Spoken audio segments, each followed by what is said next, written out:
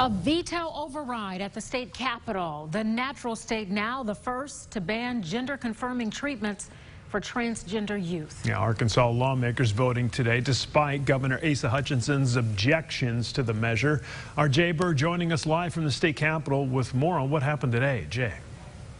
Yeah, good evening, guys. In fact, the governor did say yesterday he fully expected this to happen, but he was hoping that his actions in vetoing House Bill 1570 would give some other legislators pause on overriding, which we actually did see earlier in the session as the override to the bill that would return COVID-related fines back to businesses did not get overridden. But today, the governor seeing not much deviation from the votes to actually pass House Bill 1570.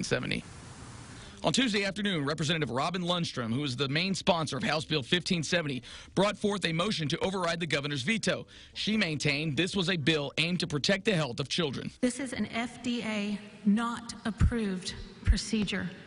This is experimentation on children with long-term health effects. She said the bill still allows for health care and counseling for those kids dealing with gender issues. Anybody that says that is choosing to lie and is choosing to scare children and their parents. Representative Tippy McCullough spoke against the override. She said many of the hormone treatments trans youth take are a part of their normal health care. Yes, counseling is important, but so is medication, and that the chemical stuff saves lives. The governor's veto was ultimately overridden with not much deviation from the initial vote. House Bill 1570 is passed, the objections of the governor notwithstanding. It then moved over to the Senate. I move that we override the governor's veto of House Bill 1570, and I appreciate a good vote. Senator Clark Tucker spoke against the override and said a bill like this in the future could be looked back on, much like segregation laws are currently. Everyone in this room, everyone in this building would stand up in righteous defiance against that.